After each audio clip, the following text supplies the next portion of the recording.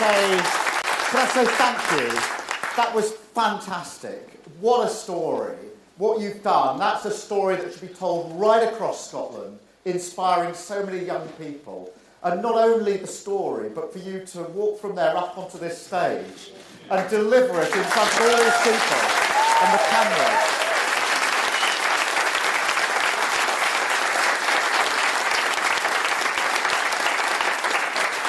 That is what inspiration is all about. And I can tell you, with our plans for infrastructure, we've got a lot of work coming your way as well there.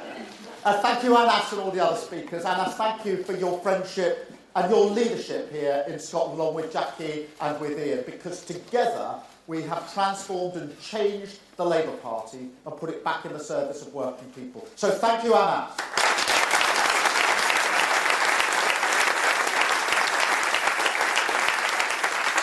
And it's great to be back here in Scotland. It's sunny. And I seem to be here every other week. And that's not just because of the tandoori salmon in Mr. Sing's in Glasgow, which is getting quite a reputation. But it is fantastic to be here. And to be with all of you to launch these first steps. Because, look, the wait is over. The Prime Minister has called a general election. We've waited a long time for this. Scotland has waited a long time for this. A chance for an election, a chance to change. So if you're a family that have been struggling with the cost of living day after day, week after week, month after month, if you're a business that's been struggling now for a number of years against the odds, if you're in service to your country or your community, then this election is for you. Because by the power of our democracy, the beauty, if you like, of our democracy, the power shifts to you. Your chance, your vote, your chance to vote for change, for yourself, your future, your community, and for Scotland. And I say to this, make sure you use your vote, your voice, not to send a message. The SNP say they want you to vote to send a message. To send a message. To go and sit on the opposition benches protesting. I don't want you to vote to send a message. I want you to vote to send a government.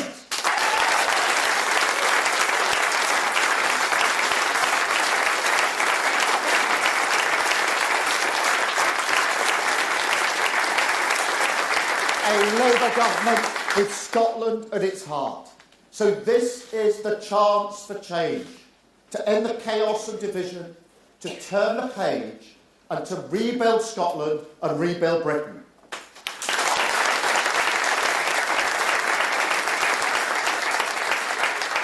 Because we have to stop the chaos. In Westminster, we've had 14 years of chaos and division.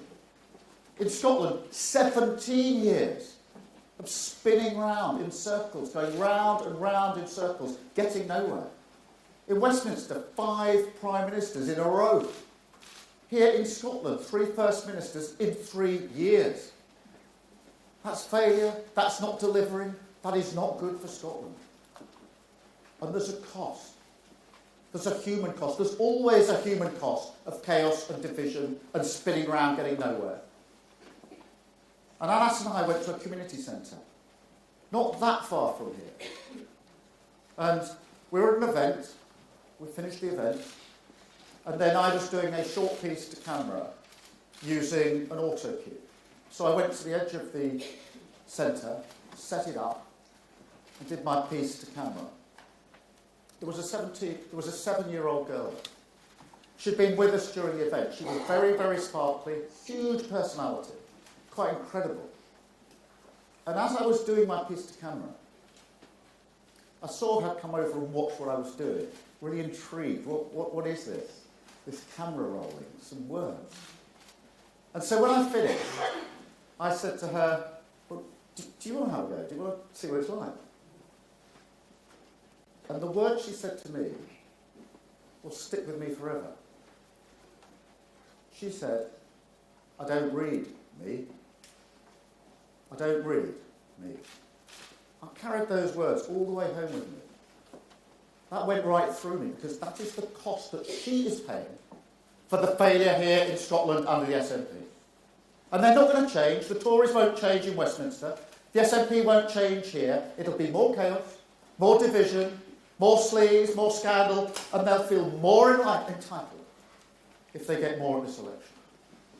So we have to stop the chaos. We have to draw a line. But here's the good news. You don't have to put up with it anymore. You can choose change.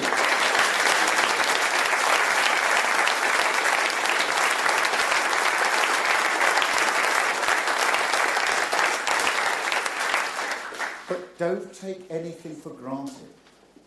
If you want change, you have to choose change and vote for change. And make sure that we boot the Tories out and end the chaos. Because change is on the ballot on the 4th of July. Make no mistake, there are two futures, two paths that we could take. Down one path, the future is more chaos, more division, more of the same. Down the other path, hope and unity, a chance to take Scotland forward, to take Britain forward. Now, Anas and I, Jackie, Ian, Angela, Ed, the whole party has changed the Labour Party to put it back in the service of working people. And what we ask now at this election, humbly, is the opportunity to change Scotland and to change Britain and put them back in the service of working people.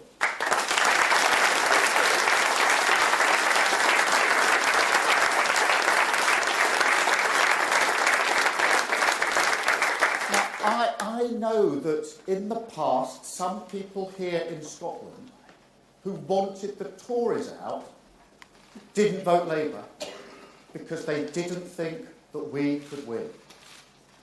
But we've changed Labour. We now have that opportunity, and you have to vote for it. Because there's no change without Scotland. There's no Labour without Scotland. And I believe that the solidarity of working people is not just our identity, it is our argument. The single greatest force, probably the only force, that can bring our four nations together. And that's why Scotland is at the heart of our mission.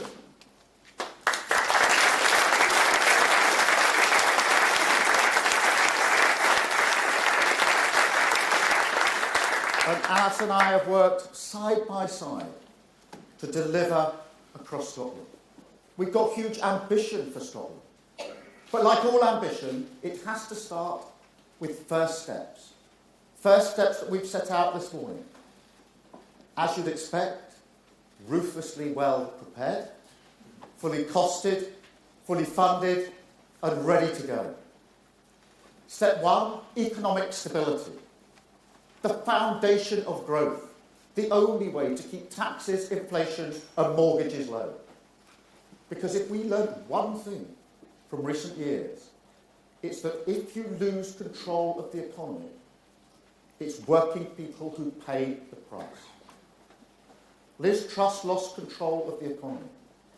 And in Scotland, everybody with a mortgage is paying the price month by month by month. The average increase, £120 in Scotland per month. People desperately worried about whether they can afford it, what they can't do as a result, even thinking of having to sell their house and downsize. How do you think they feel when Rishi Sunak says, we've turned a corner, everything's fine? How do you think they feel when they see those that advise Liz Truss in the House of Lords swanning around because Rishi Sunak was too weak to block them? They are paying the price. And we visited a food bank, Anas and I, not so long ago. And this was in Glasgow. A real shock. People going to pick up their food because they couldn't afford for themselves to put food on their own table. Shocking in its own right. Shocking particularly when we saw people coming from work, having finished work, to pick up a food parcel. That is the price that they are paying. There's always a cost. to chaos and division, and that's why stability is our first step. Step 2, we will work with you to help cut NHS waiting times in Scotland. Now, it is impossible to overstate how many people are on waiting lists and the impact it has on them. It's now 1 in 6 in Scotland. I was here last year saying it was 1 in 7. It's now 1 in 6. That means almost everybody watching or listening this is probably either on a waiting list themselves or know someone who is. That's shocking. It's absolutely shocking. And what we can achieve together is 160,000 extra appointments every year here in Scotland. What a difference that would make. And we would pay for it by cracking down on tax avoidance and getting rid of the non-dom tax status. Step 3, make work pay with the New Deal for working people. As Angela says, the greatest levelling up of workers' rights in a generation. And what does that mean? 0 hours contracts banned, fire and rehire ended, a genuine living wage. Because I believe that everybody is entitled to dignity and respect at work. That is a bare minimum. But I also know that dignity and respect at work are essential for economic growth. Step 3. Step 4, Great British Energy. That publicly owned company, owned by the taxpayer, making money for the taxpayer, harnessing clean power. Do you remember what the Tories said 10 years ago? Cut the green crap. Stop the investment. Stop insulating our house. Made us more exposed to what was going on in the world. And as a result, your bills higher. I want to be clear. We're not turning off the taps for oil and gas. That'll be part of the mix for decades to come. But the transition is coming. We can't stick our head in the sand. And as Ed said, renewables are cheaper. There's a massive prize here. Lower bills, security, the next generation of jobs. So clean power is the best opportunity we've had in a generation for the next generation of jobs. Now, other countries are in the race. Look across Europe. Look to America. And Rishi Sunak's in the changing room. I want to be in the race, and I want to win the race. Why not Scotland? I went to Aberdeen, and there's a glimpse of the future there. Because what I saw and talked through with the energy sector there, the workers there, was the pipelines they were going to use for carbon capture, the skills they would use for the next generation of jobs. And I asked them, how long would these jobs last for? And they said, decades upon decades upon decades. Jobs for the next generation here in Scotland. And Scotland can, and Scotland will, lead the clean energy revolution. And that's why Great British Energy, which will cut those bills, which will give us that security and those jobs, will be headquarters right here in Scotland.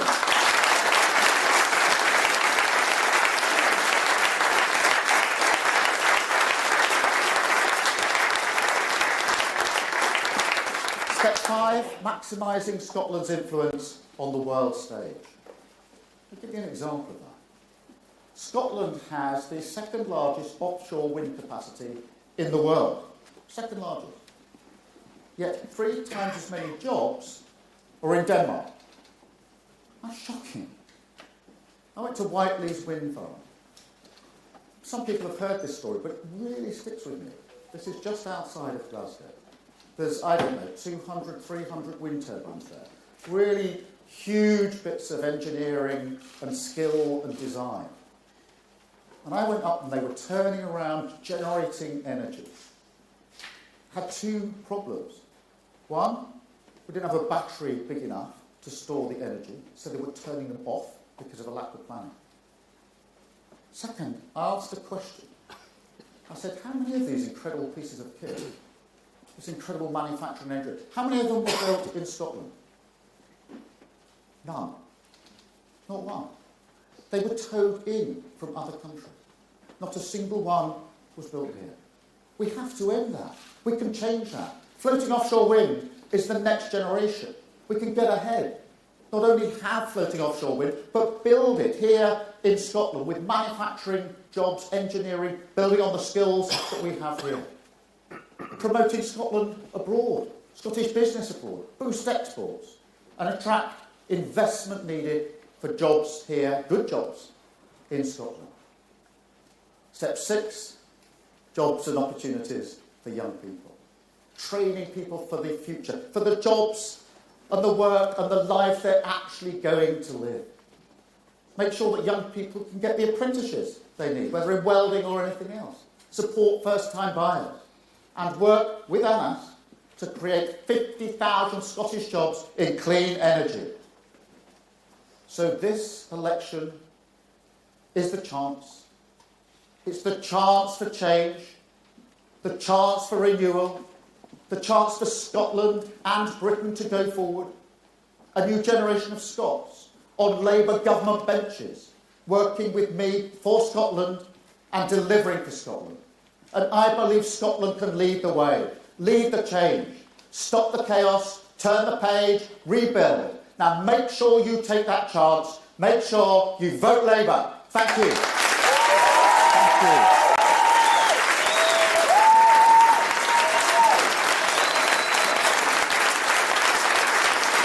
Thank you very much.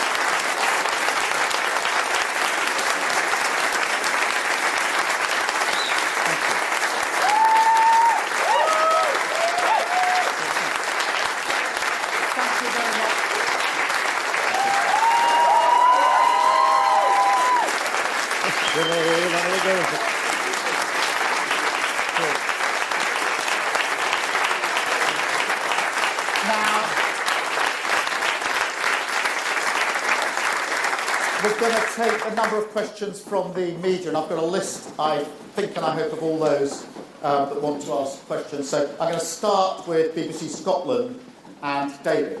David. Thank you, Sir Keir. David Wallace-Walker from BBC Scotland.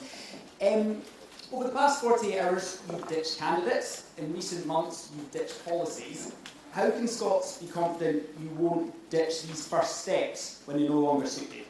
Those first steps are fully funded, fully costed, fully set out, and what a game changer they would be. Great British Energy.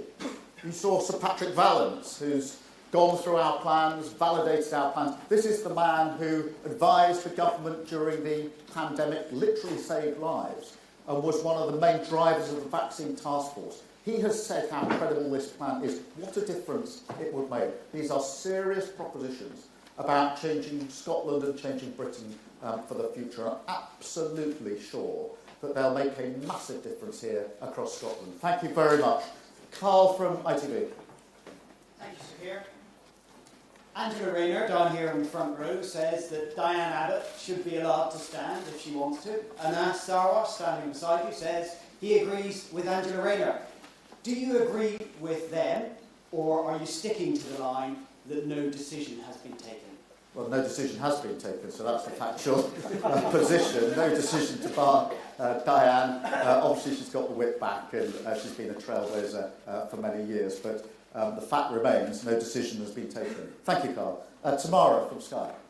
Tamara Cohen, Sky News. Sir Keir, unions that back your party say this energy policy is a ban without a plan because it won't create as many jobs as may end up on the scrap heap. Are you worried it will lose you votes here in Scotland, which is so crucial to a Labour victory? Look, I've been very, very clear when it comes to the transition that we're not turning off the taps. Oil and gas will be part of the mix for many years. We're not revoking any licences. But a transition is coming.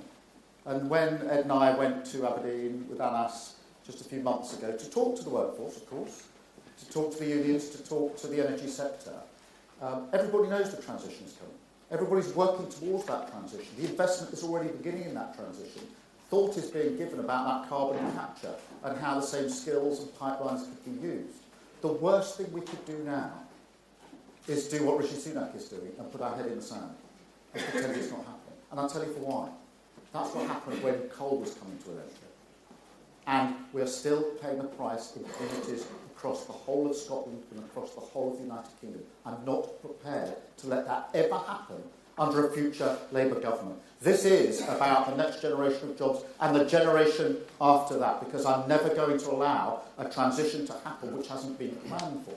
So yes, we want to make sure we guarantee those jobs. We create even more jobs for the future, and jobs that are lasted, not just 10 years or 20 years, but, decades and decades and decades to come. The worst thing we can do is put our head in the sand, because that's exactly what the Prime Minister is doing. Anas. Can I just add to that? Look, I can understand why workers in the North East who have heard 14 years of promises from the Conservatives that have been broken, and 17 years of promises from the SNP that have been broken, being really nervous about what happens next. And that's why it's really crucial that we demonstrate that we understand the transition needs to happen. We're all agreed on that, but we work together in collaboration. And as Keir has said, and I'm saying it directly to people in the oil and gas sector and renewable sector right now, there will be no turning off the tap. There will be no cliff edge. Oil and gas will play a significant role for decades to come, partly because it's the right thing for us to do. We have to protect jobs. But also, if we are to get the scale of investment that's required, we need the oil and gas giants to be part of that investment as we push them towards that renewable future. That's a joint-up plan that is good for Aberdeen, good for the North East, good for Scotland, and good for the UK, and one that a UK Labour government will deliver. Thank you. Chris, GB News. Chris Hope, GB News. So Keir Starmer, is convicted criminal Donald Trump a man you can do business with if you're Prime Minister in 5 weeks' time? And on your Green announcement today, what if the wind stops blowing? Will the lights turn off? Chris, on the obviously, first and foremost, we respect the court's decision in relation to the decision in the Trump case. There's sentencing still to go and possible appeals, but we respect the court process. In the end, it is for the American people to decide who they want to elect as their president. And if we're privileged enough to come into government, we will work with whoever is elected president of the United Kingdom. That's what you would expect. We have a special relationship with the US that transcends whoever the president is.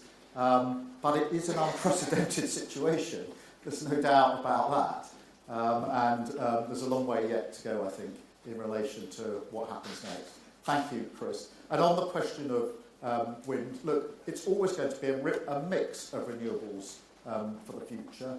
Solar, offshore wind, nuclear, hydrogen, they're all part of the mix. But the important thing is this: oil and gas is running out. It isn't going to last forever. We can't ignore that. The transition to renewables is where the sector is. If you go to Aberdeen and talk to the sector, they are talking about the investment they need to put in renewables. It's cheaper. It gives us energy security, because oil and gas is sold onto the international market. We don't control the price, and hence, the proof of that, if you needed it, was when Ukraine was invaded, our prices went up. If we had control of our prices, that wouldn't have happened. So, lower bills, energy security, and the jobs of the future. That's why other countries are in this race. That's why the Americans are in this race.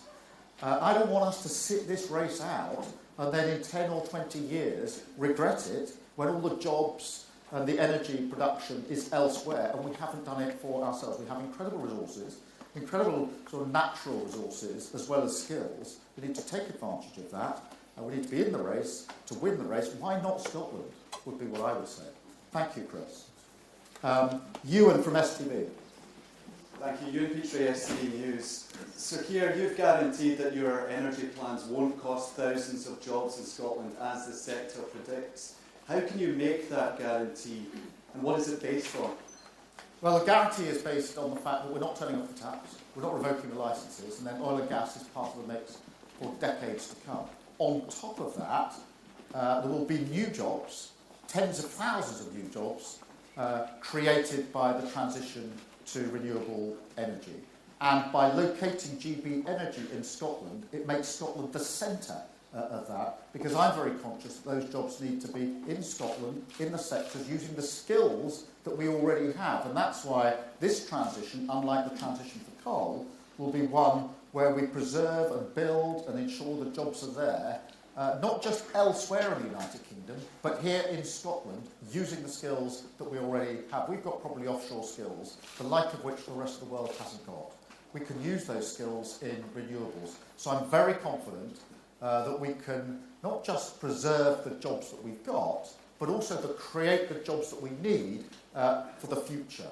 And by sticking our head in the sand and pretending it's not happening, we are actually doing the worst of worst things for people who work in the energy sector. And in 20 years, they would look back on a government that took no action and say, how on earth did you allow that to happen and leave us in this situation? Anas? I would just add one thing, Ewan, which is I don't accept that that's what the leaders in the industry think. If you can see, there's over 120 business leaders just this week who have backed Labour's economic growth plan. What I do recognise, though, is that much of the investment, as Keir has said, we're competing on a global race here. And so when people are pitching to their international boards to make those investments in Scotland rather than anyone else, they are looking to see what the framework looks like. And right now, Scotland and the UK is weak because of the decisions made by this UK government, Tory government and this SNP government, and therefore investment is going elsewhere. By working in genuine partnership and collaboration and demonstrating that we're going to put skin in the game by having GB Energy, a publicly owned energy generation company that's going to make that public investment, I think we can attract that investment to come to Scotland. And therefore I don't accept the attack from our opponents who want to throw up big scary numbers. Remember, they tried to do it back in 1997 when Labour was promising a windfall tax on utilities and was promising to introduce a national minimum wage. The very same political opponents then said it would cost hundreds of thousands of jobs in Scotland and jobs across the UK. What happened instead? Instead, our economy grew faster, more jobs were created, and people were lifted out of poverty. The same will happen again after this election.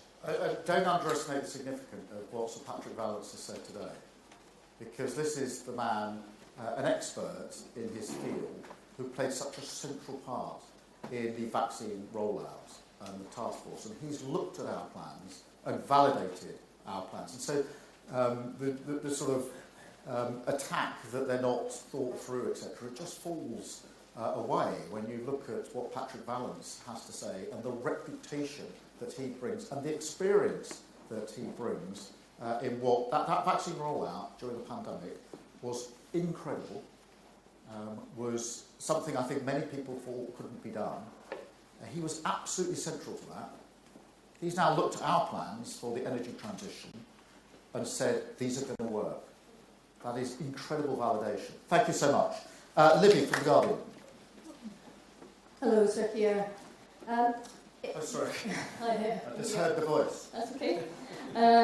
We've got Martin Ford KC in The Guardian this morning talking about his concerns that the Labour Party is underestimating how its treatment of Diane Abbott and Faiza Shaheen is impacting voters, warning that it's leaving some black voters feeling they don't have a political home. What's your response to that? I would say we've got fantastic candidates across the country, including many black candidates, leading candidates. I'm very proud of the team that we put on the pitch. The choice at this election is a very clear choice. There's only going to be one of two outcomes. We're either going to get more of the chaos and division under the Tories, or we're going to turn a page with Labour. And when we started selecting our candidates, I was very clear with the team. I wanted the highest quality candidates on the pitch for the task ahead. In relation to Diane, as I've said before, no decision has been taken to bar her, and she's obviously now got the whip back. Thank you. Dave from The Mirror. Dave. Hi, thanks, Sir Keir. Dave Burt from the Daily Mirror. More than 100 WASPy women are dying each day. What do you plan to do on compensation for those affected by the scandal, and when will you deliver this? Well, the Ombudsman's report came out, I don't know how many months ago now, and the government should have responded, but they haven't done so. Yet again, what they've done, same with the doctor strikes and all the other problems, they're just unaddressed and they're going to leave them to the other side of the election. So we'll have to pick it up and look at those proposals, but it is shocking that the government hasn't dealt with it. What I'm not going to do is stand here and make promises that I don't think we can afford. So we will look at the Ombudsman's recommendations. If we're privileged enough to come into power, the government should have looked at them, it should have responded. It's kicked it into the long grass. There's a long list of challenges that we will pick up if we're privileged to come into power, and this is one of them. Thank you. John from The Times. Hi, John Boothman from The Times. Right across Scotland, 15 health projects have been delayed, health capital projects, which would do a lot to reducing waiting lists and waiting times. In a spirit of cooperation with the Scottish Government, will the Labour Party put in investment early to quicken and stop those delays? Anas, you want to lead on this and then I'll come back in on it. Look, you're right, John, there have been mass cuts to capital projects under this SNP government. I feel as if Jackie has jolted you to ask this question as well, Jackie, because Jackie's desperate to get those capital investments back up, and she's right to be. But I think we've also got to look at what the SNP is doing with its own capital investment budget.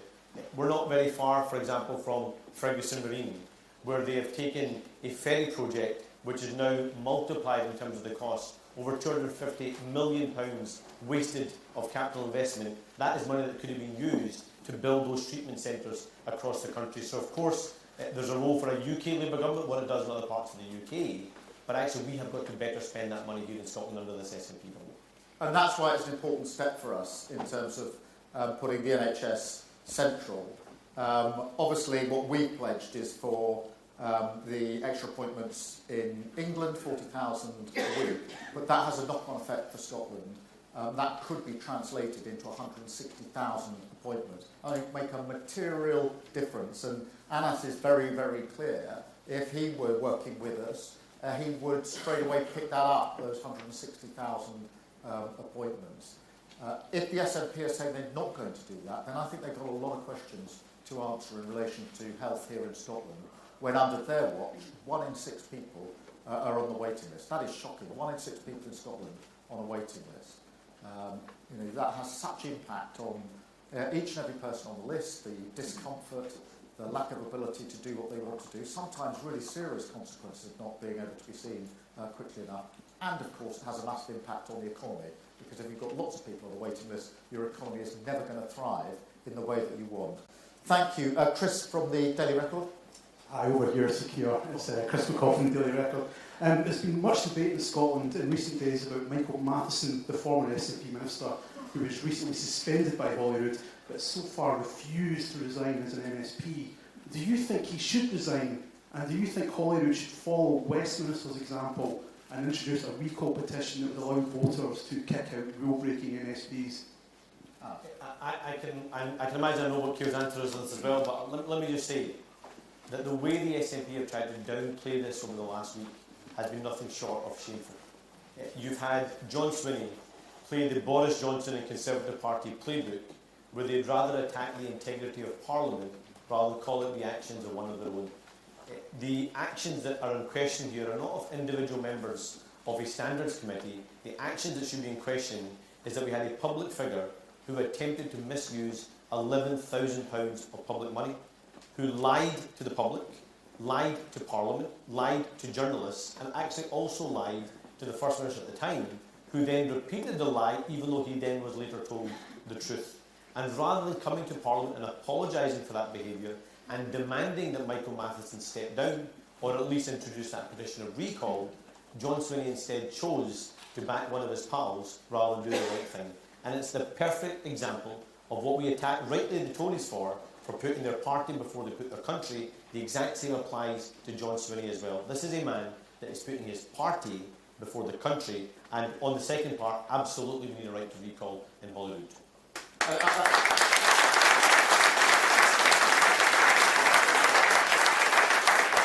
I'd simply add that the parallels with the Tories and the SNP are very striking now. You've got chaos and division, both in Westminster and with the SNP. You've got unelected leader after unelected leader in Westminster and with the SNP. And now on standards in public life, you've got the SNP picking up the Boris Johnson playbook. I mean, that's how striking the examples are. So, of course, as Anas says, there should be a recall petition. It's worked well in our Parliament, and we've had a number of by-elections, which we've very much enjoyed.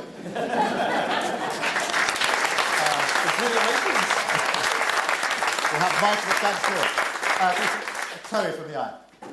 Thank you. Claire Chapman from the Eye newspaper. You said today you want to get working on Great British Energy within months. Can you be more specific and confirm to voters if it will be fully up and running within a year? And just on Diane Abbott, will she get a decision on her candidacy today? Look, on GB Energy, we can get going on this straight away and set it up.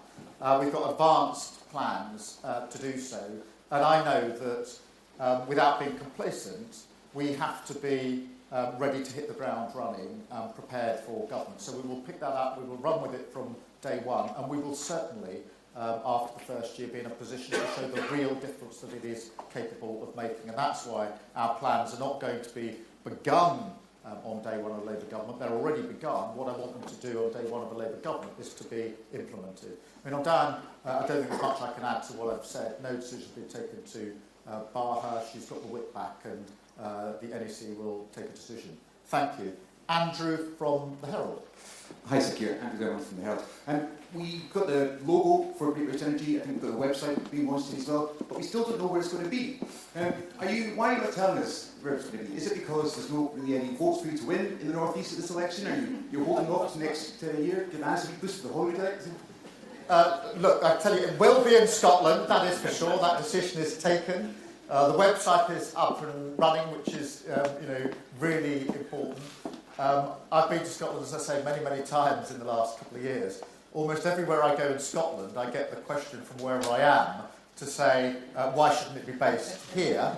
But no decision has been taken. We will take it. But the energy sector is obviously very important to Scotland, centred in Aberdeen, so that makes a powerful case. But we haven't decided. We will make a decision about it, but it will definitely be here in Scotland. That's a major, I think it's a sort of a down payment, I hope, on the way that we will work together with Scotland, because I think one of the damaging things of the last few years has been the conflict between the Westminster government and the government here in Scotland, trying to fight with each other, argue with each other, not being able to work together, because both parties are putting their party first and not Scotland first.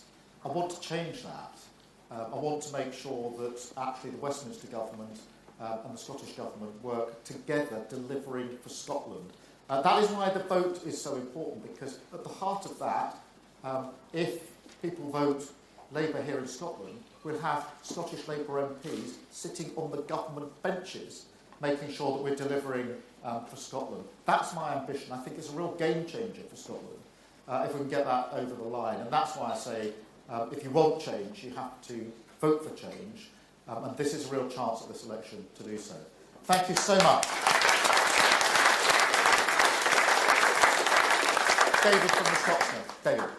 Thank you, David Ball from the Scotsman. Scotland's in the middle of a drugs death crisis. Inverclyde in particular has been very badly affected. Will you work with the Scottish Government and bring about some of those reforms that they've been calling for Westminster to provide for years, to treat the crisis more of a health emergency rather than to criminalise people? Can I just say first of all that absolutely this is a health emergency. One thing that we cannot escape from is that we have the exact same drugs laws in every part of the UK, but we have 3 times the number of drug deaths here in Scotland. And frankly, I find it really shameful that the SNP want to use that emergency, where people are losing their lives every single day, as another grievance tool between Scotland and the UK. I'll tell you how we can address the drug death crisis. Of course, partly it's safe consumption, which is a pilot that's happening already. But actually, we need to reverse the cuts to the alcohol and drug partnerships. We have to get more investment in the rehabilitation beds that have been promised by the SNP and not delivered. And we're going to make sure we're supporting those communities around, for example, family breakdown, those that have mental health crises, lack of access to employment, lack of access to adequate levels of housing, and we now have a housing emergency here in Scotland. So let's not turn this into a constitutional fight. Let's instead have government action to change people's lives so we can address that drugs emergency. So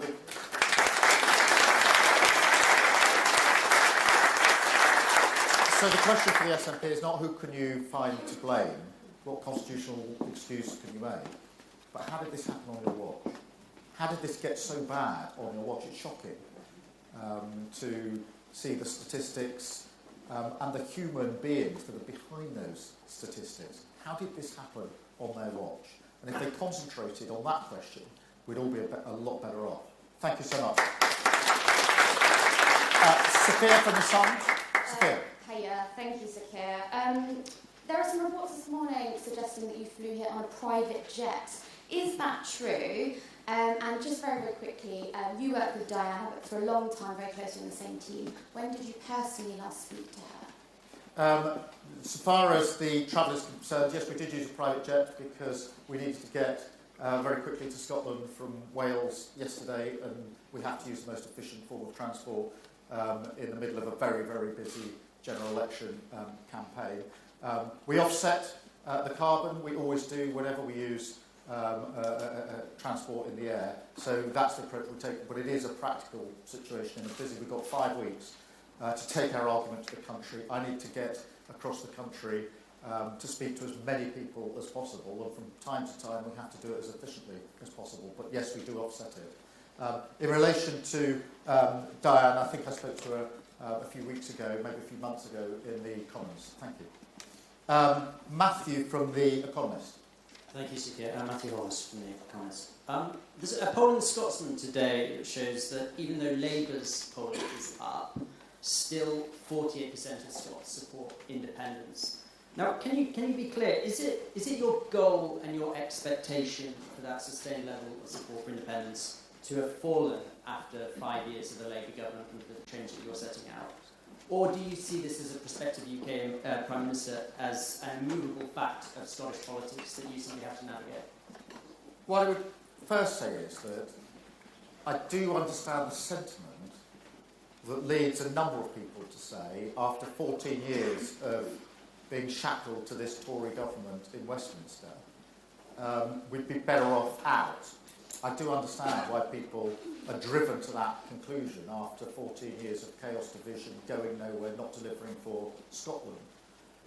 This election has the potential to be a game changer. Because if people want change, if they want a better Scotland, a different relationship across the UK between the four nations, that is part of the change that we can bring about in this election. And I think that's really important, because I am able to say that we will work with people in Scotland, we will deliver for Scotland, we won't be in conflict with Scotland, and we can change. All of us know that we need change in Scotland. We want to embrace that change, bring about that change, and I do think that will have an impact across Scotland. I don't think the constitutional issue is the number one issue or the priority. When you've got an economy that isn't working, when you've got people in low-paid work, insecure work, when you've got 1 in 6 people on the waiting list, I think the priority is to deal with those issues, and we can do that from day one if we are privileged to come into power. And that's why we have chosen these as our first 6 steps. They are important down payments on the change that we want to bring about, but they're also indicators of our priorities. We start with the economy, we work through all of the others. And I think that, as I say, respectfully understanding why some people do feel, or have felt up until now, that it is simply impossible to work with the Westminster government, that, I hope, I'm determined to change and start showing so many people in Scotland that a Westminster government can, if it puts its shoulder to the wheel, work with Scotland to deliver for Scotland. I'm determined to do that. Thank you so much.